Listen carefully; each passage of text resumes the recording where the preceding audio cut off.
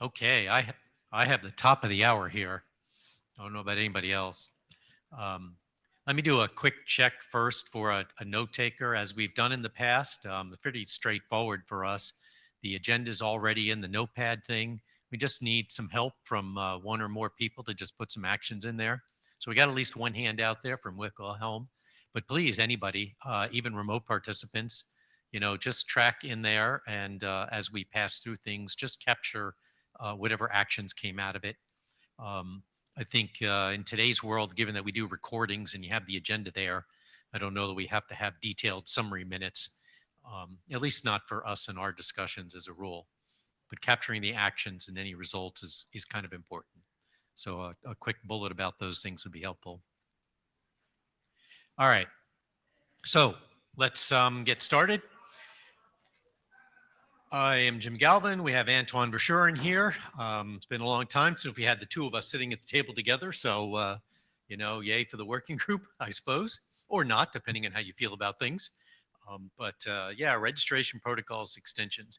We have an hour today and a very full agenda, or perhaps we'll end a little early because I think one of the discussions we gave a lot of time to actually might work out pretty well. So let's jump in here. By now, this is Thursday night, last session of the week of Thursday, the full days. You all know the note well. You've seen it many times before. Please remember, your contributions are public and part of the IETF as we go through this. And of course, our code of conduct, always a good reminder to people to please be respectful and focus on the substance and the issues and not each other. That's always a good reminder for us. And so, and of course, in these COVID times, masks are required unless you are actually standing at the mic and or actively eating or drinking.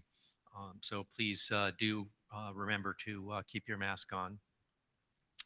Okay, this is our agenda for today. Quick opportunity for anyone to offer up any agenda bashing. It's pretty pro forma. This is our standard agenda that we do here, and the last three items are just some presentations that we called out because they got some time allotment. But the other first half of this are just our standard agenda items. We'll just walk through things quickly. And not seeing any hands, so I'm just going to keep right on going here and into our welcome and introductions. And we've already done the note well and the note scribe. So just some quick notes about document management. And Antoine, you were going to say some few words about this? Yes, so this is the part where we usually say how we are doing our work in this working group. And as you know, we've for some time now asked for document shepherds when we adopt a document in this working group. And that works actually quite well. We're very pleased with that, especially because we always imagined that not to be too much work. And it also gives the opportunity for newcomers in the IETF to understand the process. But for this time, I've put up the process of how a document is published a little bit, because what we saw, well, over the past, not recent time, but for a longer time, that when we adopt the working group draft, and that's a formal process, then we have iterations of a document, and then a document moves into working group last call. And the intention is that a document that moves into working group last call is a stable document. Because we are a small working group, we also notice that sometimes a document didn't get very many reactions during the discussion in the working group. So a document is moved into the working group last call quite, I wouldn't say fast, but we don't have too much stringent rules about it. But something that is very important is that when we want to have the process for a document shepherd to be tracking changes during working group last call, we want that process to be easy. So we've seen recently that during working group last call, people start reviewing the document and a number of iterations take place, so that there are multiple documents that the document shepherd needs to review during working group last call, because authors publish a new version of a document during working group last call at the minute that they agree that there is still an issue with the document. I would ask people not to do that to keep documents stable. We as chairs have decided that we're going to call out working group last call for a specific document number. And there are a number of tools that authors can use during working group last call to track issues. Some people use GitHub. There is an issue tracker. You can use a wiki page, but please publish a new version of the document after working group last call changes, because that will give the opportunity to inexperienced document shepherds to track the changes and make sure that the process works out quite well. So that's just a request from us. Be sure that when you ask for a working group last call, that the document is stable, and try not to publish a new version of the document until all your issues are clear during the working group last call. And that's basically my question. Okay, any questions or comments? Not seeing any hands or things in the chat room, so let's move along here. Let's move to published documents. Sadly, none this time. We had a few that we mentioned last time, but that's because we were catching up on quite some distance. But I think we're gonna move along a few documents for next time. So moving right along, we do have documents in working group last call. So the reverse search and the federated open ID. There's been a little bit of discussion on the mailing list, so we'll deal with those on the list. And I think the federated open ID is probably going to come back to the working group last call. There was a side meeting yesterday, day before, where a few people got together and raised kind of an important technical question, which I believe is material enough that it's going to suggest bringing the document back to the working group to take a look at those changes before we press this thing forward. So just look out for that on the mailing list so that we can, formally do what we need to do there. And I believe the reverse search is headed to closure, right? So, well, so that was one of the documents where there were multiple versions of the document. And, another issue that it brings, but this is more for us as chairs, is that it becomes very hard to claim consensus until after a document shepherd has told us that all the issues were resolved. So we're still waiting for that. There was still one issue that had to be called out on the mailing list, and that was a week before the meeting, and so apologies that we didn't react to that immediately. But after this meeting, we will close it and move forward with that. Okay, I'm going to keep plowing through here unless somebody wants to jump up and get in the queue here to speak. Moving right along, we'll get to status of existing work, and chairs here are just going to zip down through these. The simple registration reporting and the JS contact and the redacted fields documents are all imminently ready for working group last call. Now, we have established for ourselves a bit of a process where we only do documents one at a time in last call. We did do a little bit of overlap on those other two, which is why there's two out there at once. We had expected the one to close until we opened up the second one, and then there was a bit of delay in all of that. But for the benefit of our group, we just are recognizing we don't have that many active people here. And so even though these documents all have been suggested that they're ready to go to last call, we're just going to issue them one at a time here serially so that we don't burden everybody with having to read them all at once. And given these other two that have a couple of, I think they might turn out to be straightforward changes. So we might wait to issue the next working group last call till those come back. We see what we're going to do with them. And if we can get them right back into working group last call to move it along, I think we'll do that. Unless anybody would like to do something different. I mean, this is just the process we've been following and we're telling you.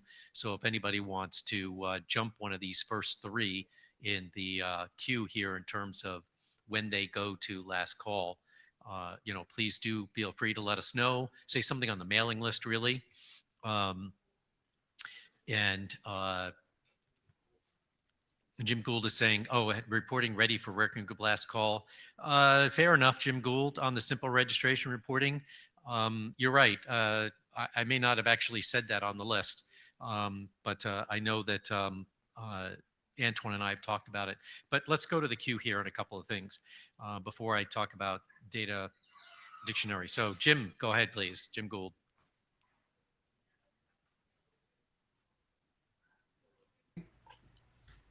Can you hear me?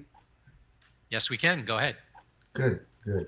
Yeah, there are some open items with the simple registration reporting draft that were discussed on the list. I mean, specifically around splitting the draft to have the framework defined in a separate standards track draft, and then have the actual concrete reports in a informational draft. That was what was discussed. Thank you. Okay, thank you for that. I'll make sure to go back and check that. So we'll take care of that. Thank you. Rick Wilhelm, next. Thanks, Jim. Rick Wilhelm, PIR.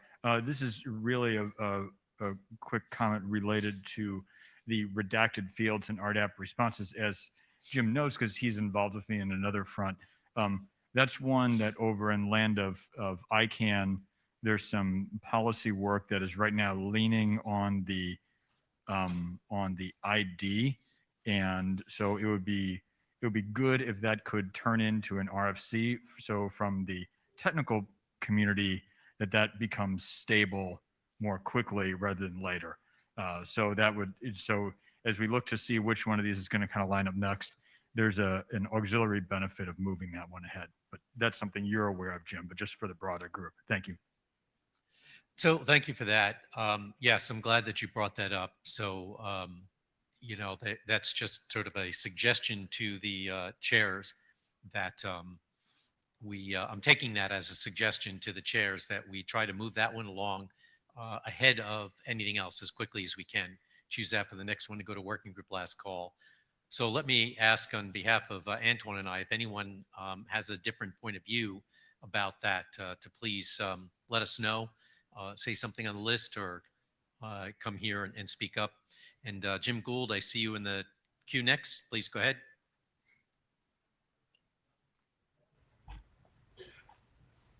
Yeah, can you hear me?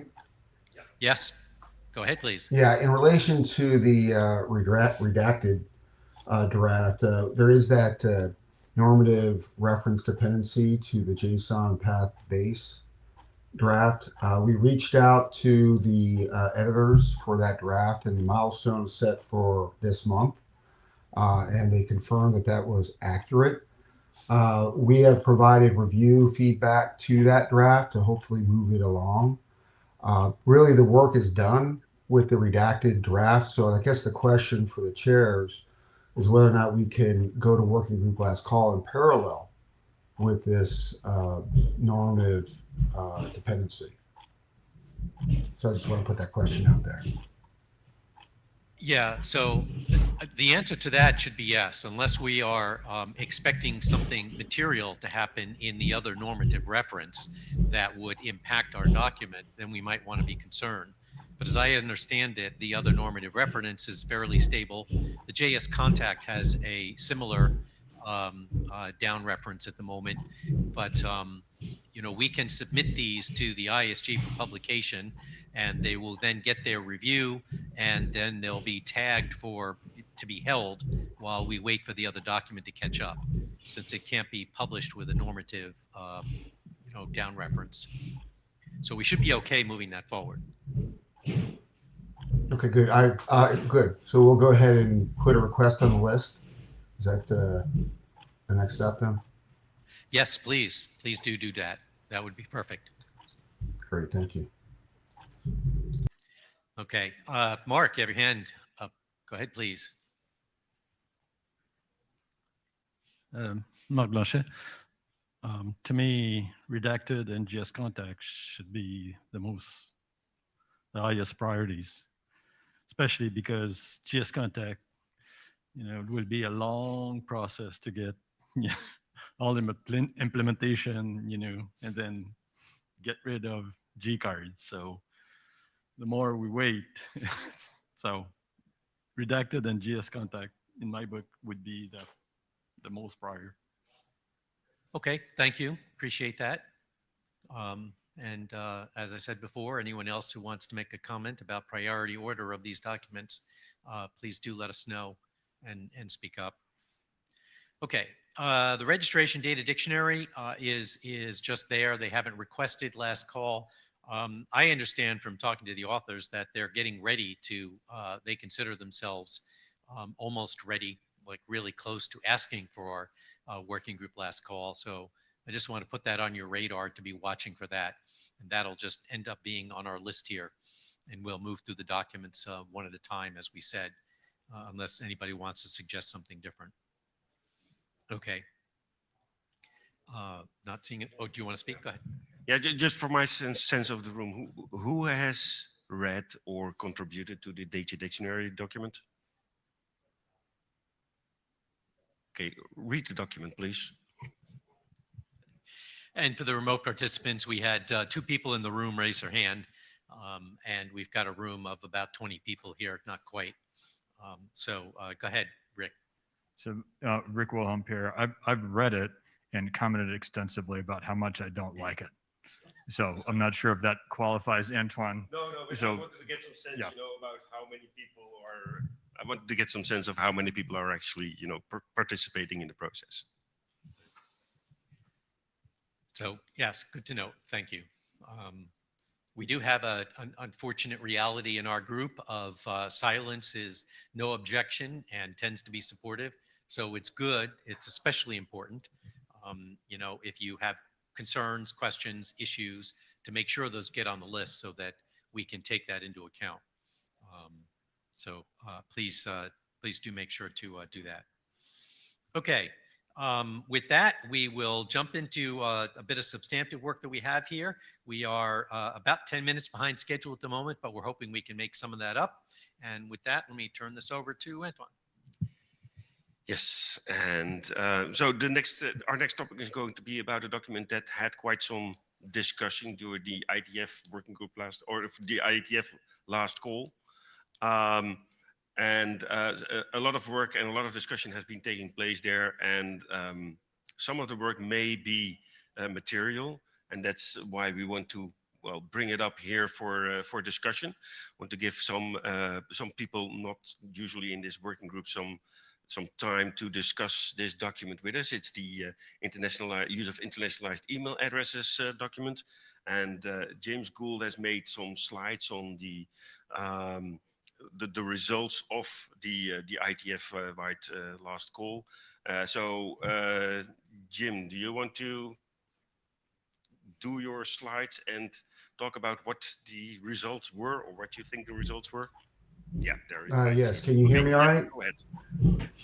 Yeah, okay, good. Thank you very much for the intro on this. Yeah, there was plenty of discussion at the IETF last call on this draft, and really there's one remaining open item that we really want to discuss here with the working group. Can you go ahead and click the next slide, please?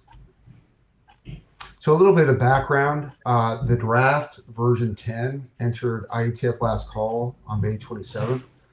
Lots of discussion, lots of feedback, and we made updates based on that feedback. Specifically, we removed the definition of a functional extension and changed the draft to be a command response extension. The last version is version 16. So the one remaining issue is associated with the email cardinality. And I cover on the next slide examples of the cardinality. Actually, go back to the prior slide. I'm sorry. I want to get the specific feedback. So the specific feedback was if a non-ASCII email address is to be supported, there should be provision for an all ASCII alternative to be provided. So having an alternative email changes the cardinality of the number of email addresses that are passed.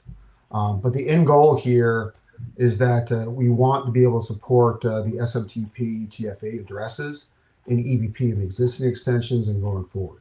So you can go to the next slide. So here is a list of EPP specifications that have email addresses in them. Now there are more, I'm sure, but these are the ones that I were aware of. So the contact mapping has a single required email. The mark and side mark mapping is not an extension, but it's used by extensions.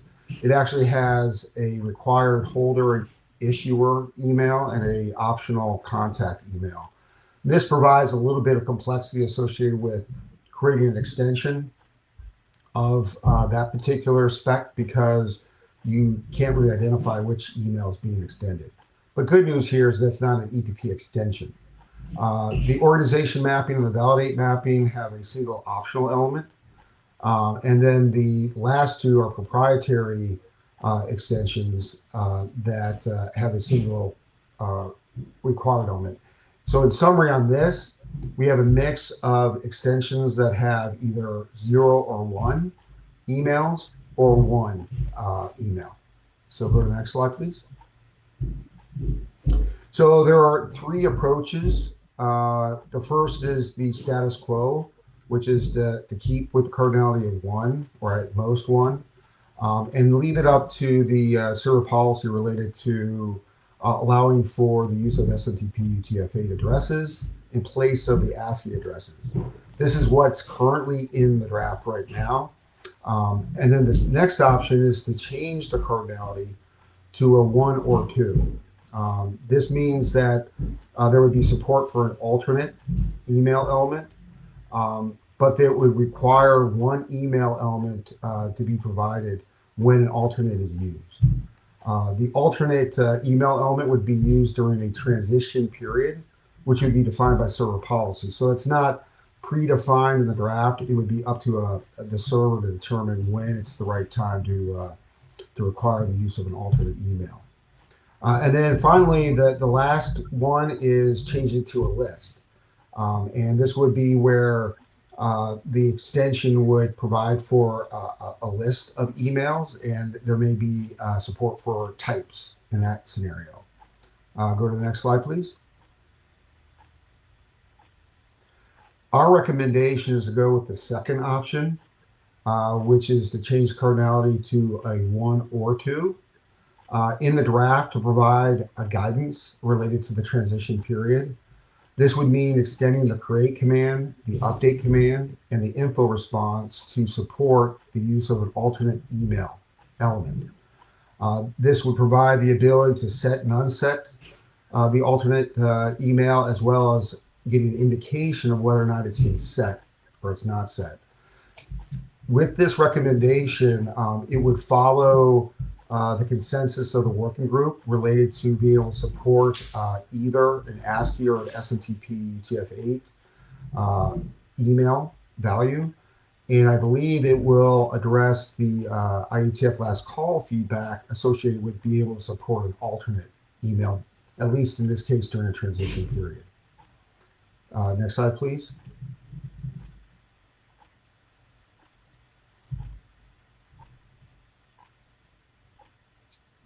There you go. So in conclusion, we're looking for feedback from the working group related to what is the best option to move this draft forward. And then I'll just leave it open for discussion. Okay, thank you very much, Jim. Yeah, I wanted to say John Cleansing is in the queue. You're handling the queue. So John, go ahead and give your answers to some questions. Okay, having been the one who raised this set of issues, I think the recommendation is the correct one. I think from a semantic standpoint, talking about this in terms of cardinality is the wrong thing to do, but that may be just a vocabulary question. The key here is that operationally, SMTP UTF-8 addresses, non-ASCII addresses, are not universally usable. They're much more usable in their own context and countries and languages. But if there's any reasonable possibility that they could need to be accessible internationally, there needs to be provision for a non-ASCII address, whether that provision is sometimes, always, usually not used as a policy matter, probably beyond the scope of the specification, but there needs to be a way to provide that information. At the point you start talking about more than 2 addresses, you're talking about a mailing list or the equivalent, and not about this one non-ASCII address and one ASCII address will be called equivalent. So I think the recommendation is correct.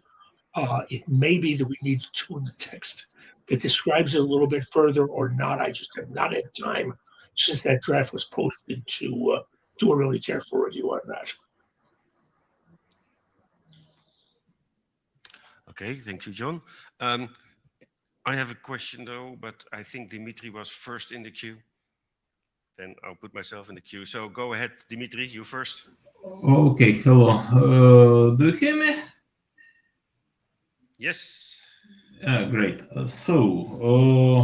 I agree that as a temporary specification, providing a backup ASCII address is the best proposed solution. And I totally agree with John that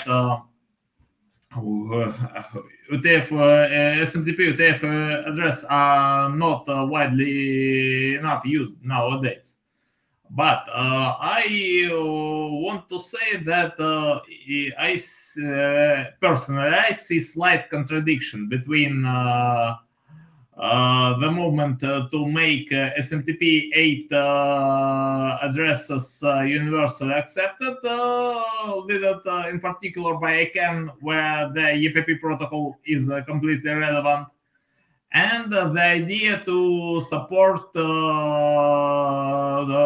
it with backup ASCII only email address, because, well, it means that we don't consider SMTP UTF addresses first-class email addresses. It looks sort of wrong, but of course, yes, I agree. I totally agree that for now it's a realistic picture. Thank you. Okay, thank you, Dimitri. Then the next one in the queue, Murray. I'm just watching the chatter and jabber about the difference between the way this working group seems to be using the term EAA or was, and SMTP UTF-8. And Pete just made an interesting summary, which is one is an email protocol and one is just an email address. And maybe that clears up some of my confusion about it. I don't know if that's helpful here. So I was going to get up and say this at the mic, then he said it in the jabber, so I'm not sure I have anything new to say. Do you want to? Sure. Okay. Okay.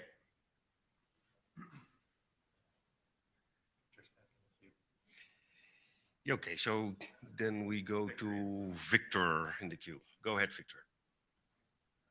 I also agree with the recommended choice, but with the additional comment that I think the so-called transitional period is basically forever. I don't think the need for alternate addresses is likely to go away in my lifetime. And in part because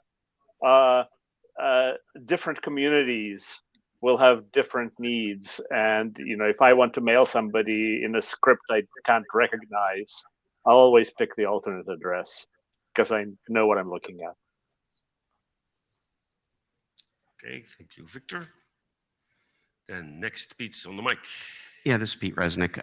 Just to sort of explain what I mentioned in the chat room, I think thinking about this in terms of cardinality of email addresses, that you have multiple email addresses, is the wrong way to think about this.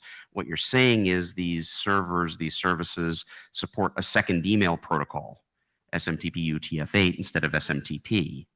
And to support that protocol, you need a piece of data, which is the EAI address, the non-ASCII address, the thing that goes into SMTP UTF-8 that is different than if you're just supporting SMTP.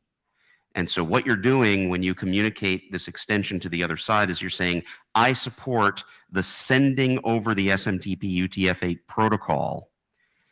And so any messages I'm going to send are going over that protocol, and they're going to use this other address, or they could use the email address. That's also valid. But I mean, it's just a different way of thinking about it. Either way, I support the idea that what you're doing is you're adding another field, this international email address, and or this non-ASCII email address, and you use it in circumstances where the extension's available. Okay, thank you, Pete. Then Jim. So thank you, Jim Galvin, No Hats. I think we probably need to, at this point, it sounds like we definitely have to pull this back to the working group for a bit more discussion on the mailing list, because now I have the following questions that come up in my mind. I like the distinction that Pete is making, and I get it, you know, between protocol versus email address, but I'm worried that there's a lot more discussion that we have to have. There's a lot more text that we have to have in our document to sort of play that out in the right way. What we're after here, I'm concerned that someone will use the UTF-8 field to push up an ASCII address, and they'll stick that in the non-ASCII field, which would be valid because an ASCII address is UTF-8. And the discussion that we're going to have to explain in this technical document so that policies on the other side can do the right thing is whether or not that is actually a UTF-8 address or if it is just a ASCII address.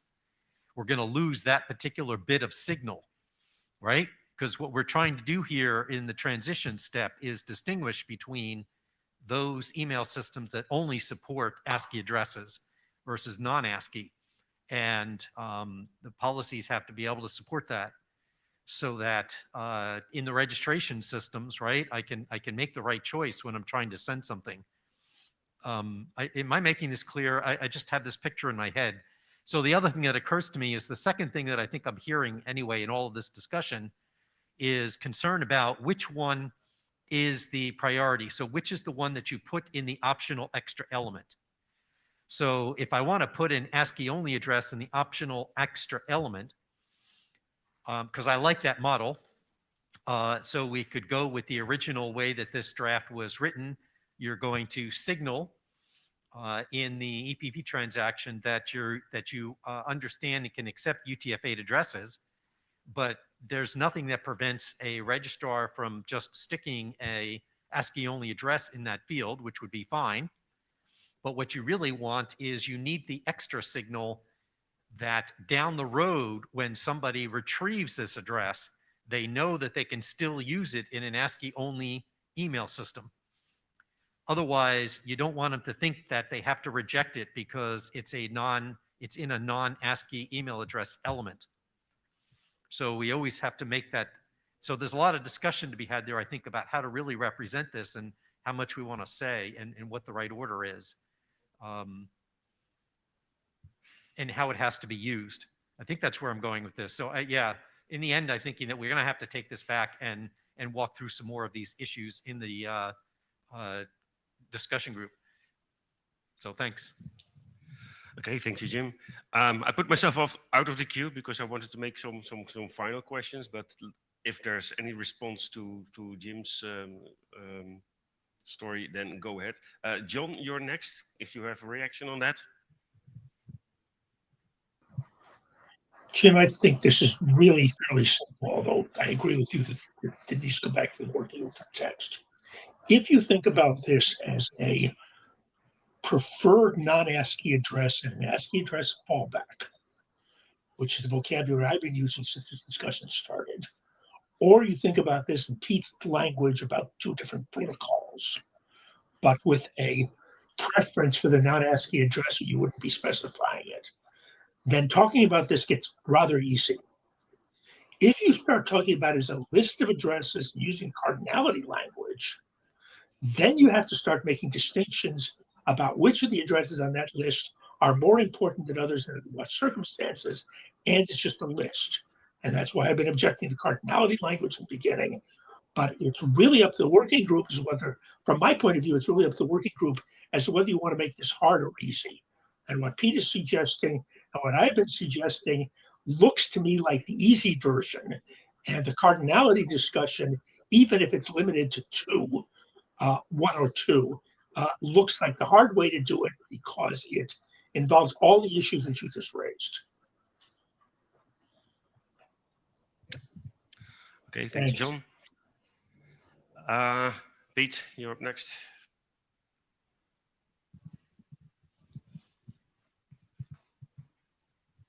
Should have gotten an earlier start. This is Pete. So I just said in the chat room, what I think you should say protocol-wise is that if you implement SMTP UTF-8, if you implement this extension, then you always use what's in the non-ASCII field, right? You always use that address. Sometimes that address might be identical to that other field, which is the ASCII email address. They could be exactly identical, but you always use the one, if you're going to use the SMTP UTF-8 extension, that's in the internationalized email address field.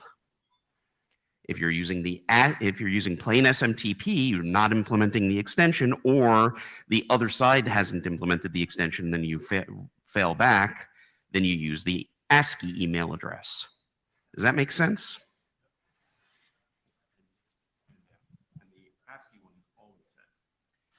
And the ASCII one must always be set because you might have to fail back to the old and, you know, it would go on. So you're saying you always get both of them back? Yeah, both. If you implement the new stuff, Yeah. you've got two fields, and they both must be filled in. Don't care with what. The one that's the internationalized one might have non-ASCII characters, but it might be entirely ASCII characters. If you only implement the old stuff, then you'll have one field, and it will be the ASCII email address. Either way, you've got to have all the fields filled in appropriately. Okay, next one, Dimitri. Thank you.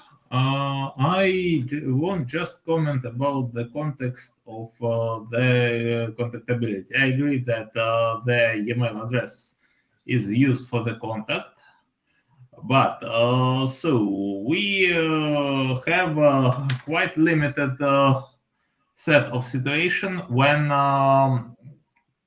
this address can be used by a non-capable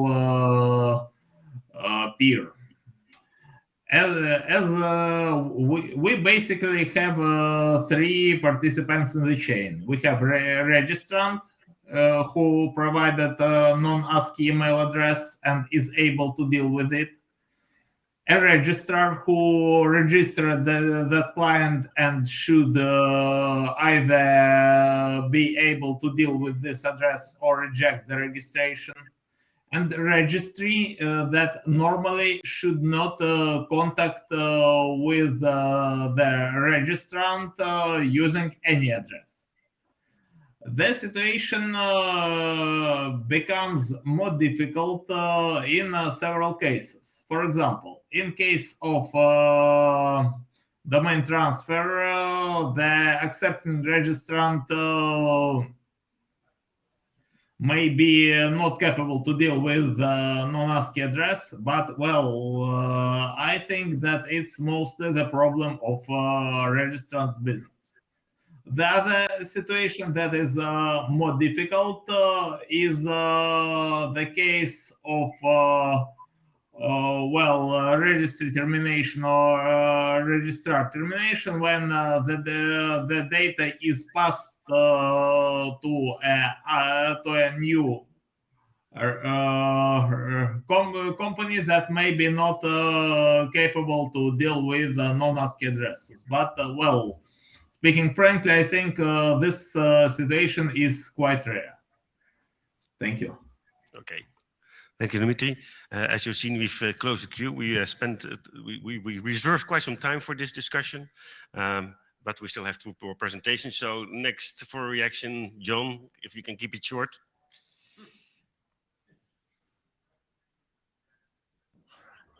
I will try. First of all, what I said in the chat and what somebody else said in the chat earlier is this transition period is likely to be forever. It's not just a technical problem, it's a problem with language and with local MUA implementations and with a bunch of other things. And as long as the working group continues to think about European languages with spaces between words and an absence of non-breaking characters and a variety of other things, this is easy. And at the point you start thinking about it, other kinds of scripts, very different conventions, it suddenly gets hard. And that's where it gets hung up. And that's why the alternate address is likely to be needed for a very long time. I guess I should stop there because I'm going to end up repeating myself. But again, this is why these alternate addresses need to be there. And in addition, why you need to think about less just what's happening in this particular transaction, but what's happening in these addresses when they go into registry databases and who ought to be able to access them afterwards, whether voluntarily on the part of the registry side or involuntarily on the part of some regulator or legal side. Okay, thank you, John. Next up is Werner. Werner, if you can keep it short as well.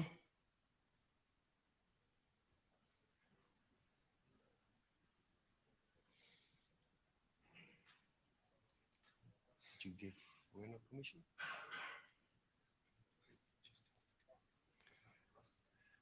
Werner, do you have any more comments?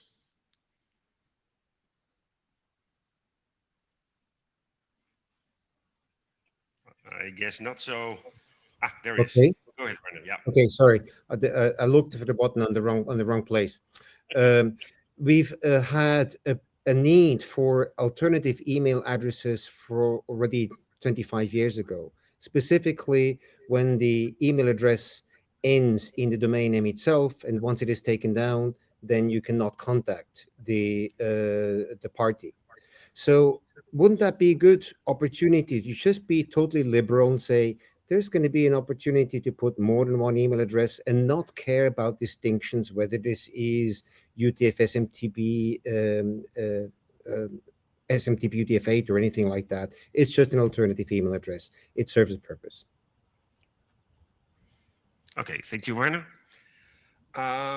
Jim, if you can go back 2 more slides, and then we'll have some final questions or some closing questions.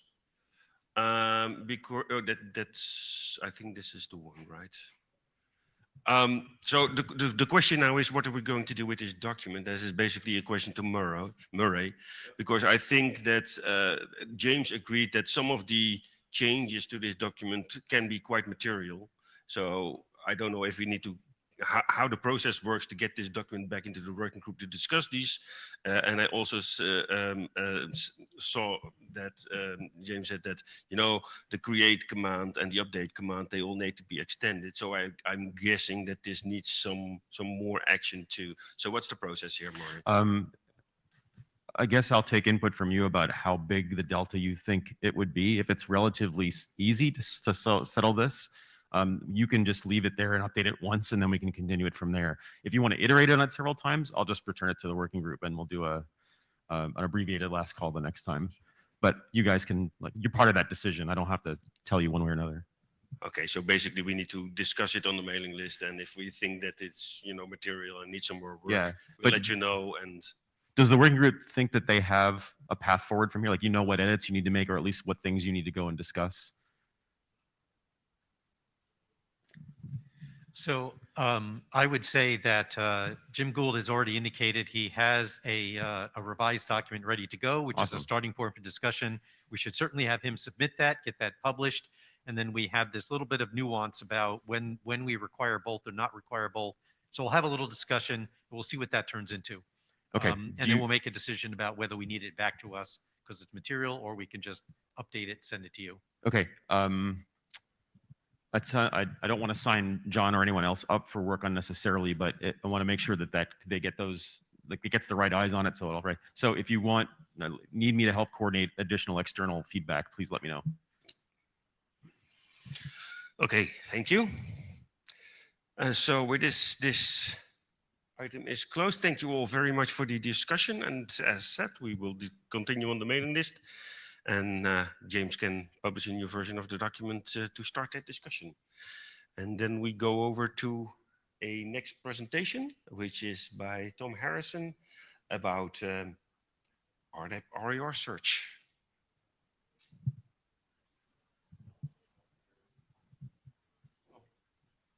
Thanks.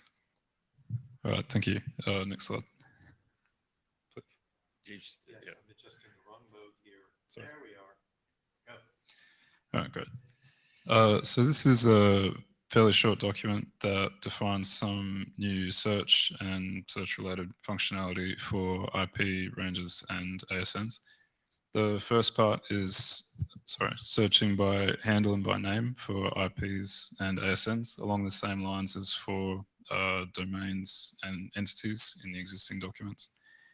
There's a new link relation for getting the next most specific set of objects for one of the hierarchical object types. And there's also a bit of text that incorporates reverse search and extends its application to IP ranges and ASNs. So the idea here is that an RIR that implements this functionality in conjunction with some of the existing extensions can reach feature parity with the Whois server, and that helps with transitioning people off Whois and onto RDAP, which is good for us.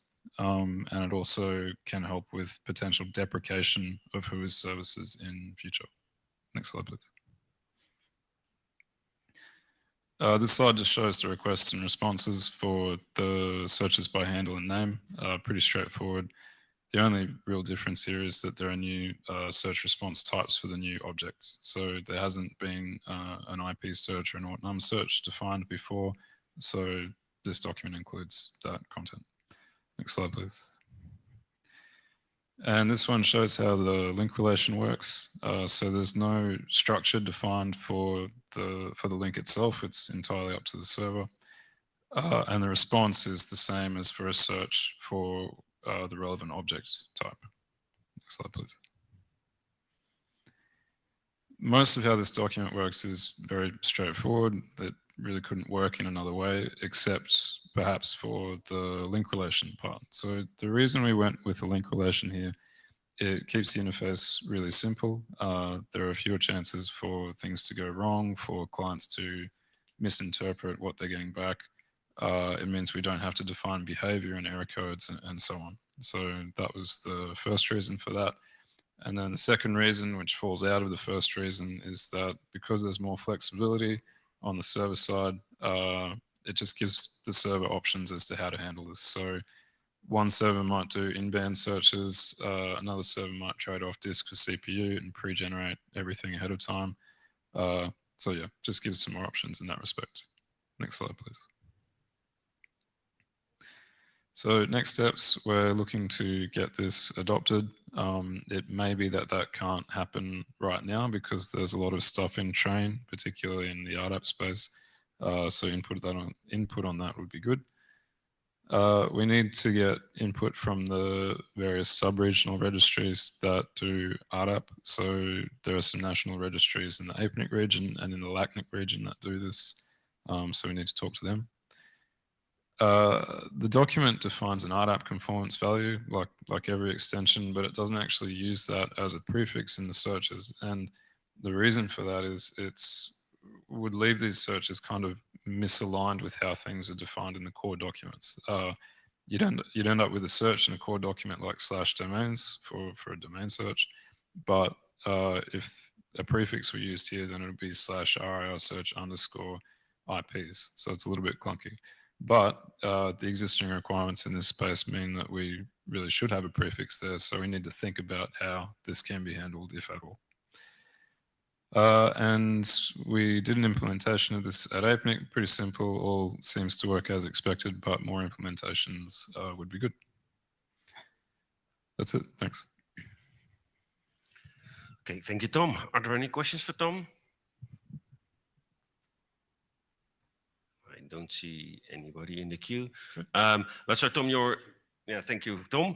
But so your intent is to get this adopted. Yep. You will work further on it on the mailing list, I presume, and ask for some more review. Okay, sure. Yep. Yep. Okay. And there's Andy in the queue. So, Andy, you have a question? Go ahead. Yes. So the more specific domain name, is that about reverse DNS? Oh yeah, that's just for reverse DNS. So we probably should put some text in there just to say that it's not intended for use with non-reverse domains. I suppose it could be used for normal domains, but yeah, might be better just to put that out. All right. And I support the adoption of this work because I think it's needed. So, thank you. Thanks. Okay, thank you very much, Tom. Then we have one final presentation by Mark. We're going into space.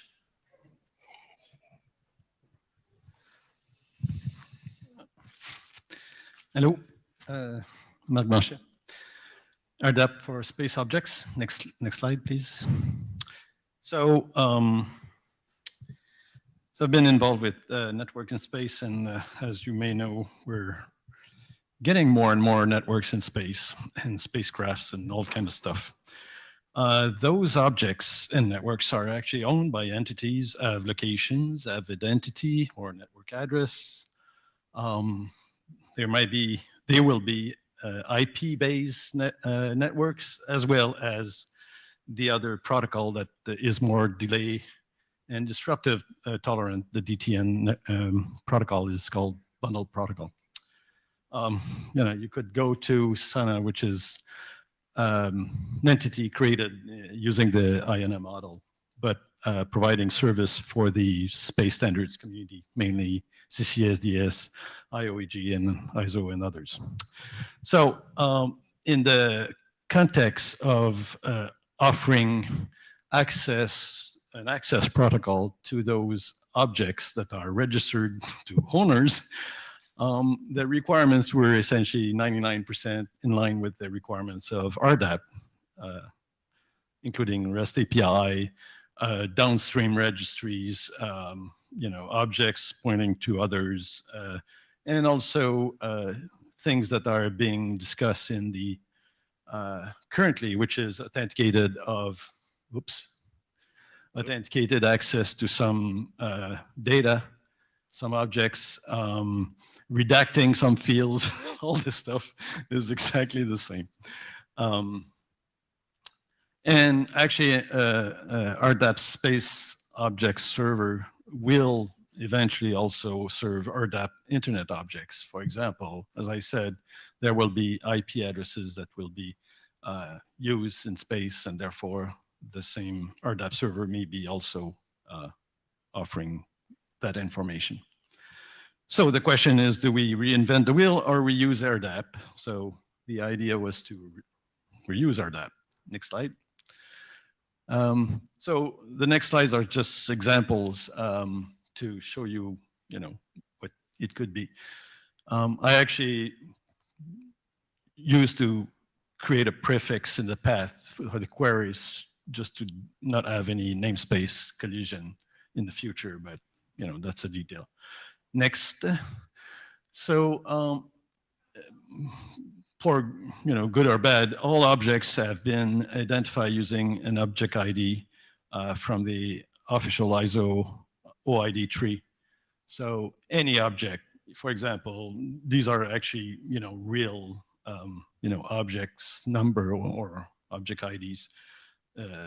That number, the first one, actually is the ID of the NASA Mars Reconnaissance Orbiter spacecraft, and the other one is the range of bundled protocol node numbers for NASA Goddard. So these are real numbers.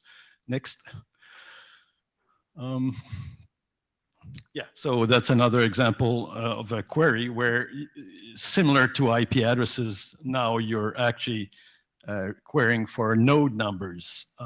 which is the, as I said, the bundled protocol way of addressing nodes. So that's an example of a range very similar to what we do with IP addresses. Next slide. Given time, JSON responses. Since we started from scratch, we prefer to use GS contact. And two examples, service site and aperture. The current examples are actually not clean in terms of final, because naming, it's actually dumped from the real database, so you get it in that sense. But as Andy was pointing out on the mailing list, these should be cleaned up. Property names. Next slide. So this is again real data of a service site in Norway with latitude, longitude, elevation. You see pointing to other objects with their OID. So this is something also that semantically we have in RDAP currently. Next slide. This is a aperture. I don't know which one is this one. So you also have as apertures the deep space network of NASA, the big, antennas, the 3 antennas that are as big as this building. Next slide. So before you start, the usual question. So this has been discussed a bit within the space community, and one of the question was transport. Are we doing RDAP queries over, a link, through Mars or something? Yeah, maybe not, but that doesn't matter. The fact that you're querying for information about an object doesn't mean that you need to do this in space. We will need to do some finding authoritative servers, similarly, as we do for our RDAP current objects. So there's ideas there for the OID bootstraps registry, maybe others. Next slide. And I think I'm done. So question to the group is, this is very, very similar. Examples were presented. Any interest in regex? I think it would be very valuable to be here. Probably not the same, lower priority than others, given that space networks are deployed slowly. And that's it. Okay, thank you very much, Mark. Are there any questions from the audience?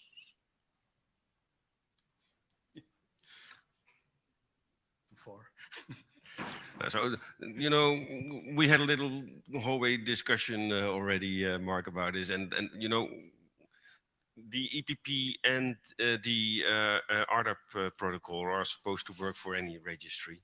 I think in our charter it has one limitation, and that it is for internet identifier objects. But anybody, of course, is free to use the provisioning protocol and the data access protocol for any needs that they need. So is your question basically, would this be work you would like to be reviewed by the working group, or do you want actually to have documents adopted? I think it is valuable that regex at least review. Even better if it would be adopted. But it's up to the working group, obviously. And I would punt that you said on the internet, right? The internet and the fire. Well, I would punt that space networking is actually just an extension of the internet, and soon we should be the same. Yeah, I was just mentioning it because it is in our charter, right? So it's within the charter. Yeah. Okay, any more questions? If not, then thank you, Mark, and we're looking forward to having that discussion on the mailing list. And that brings us to our next and last item, which is any other business. Is there any other business that people want to discuss?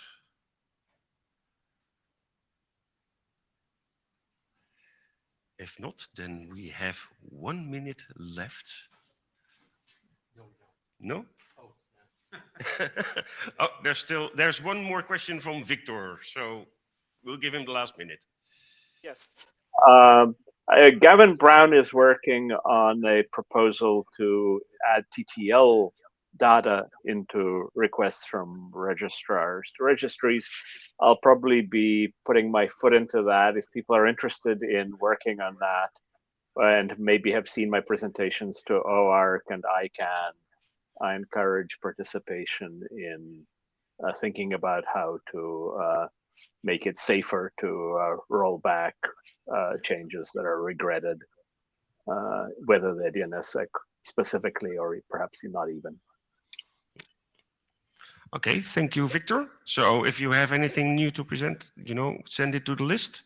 And if you get any positive feedback, then ask for working group adoption. That's the process that we usually take, right?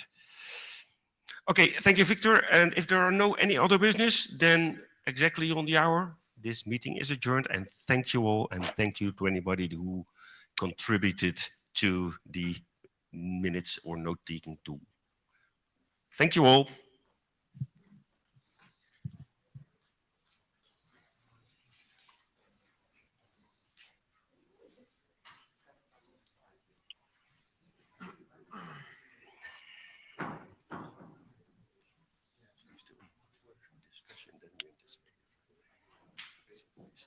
Next time, perhaps we take more than half hour. Yeah, I guess we'll see where we are. With any luck, we've got, I guess we got 4 months or 5 months. So we can get lucky and move some of our docs along, so we'll be in a much better place.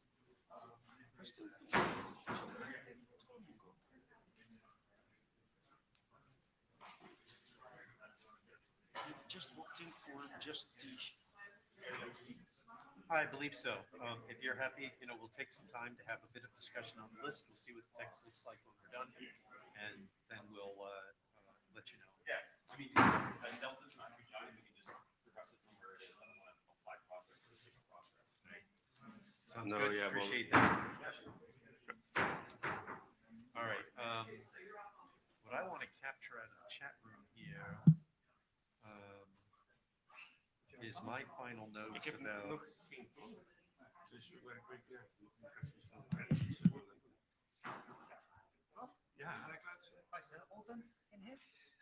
Yes, we're done.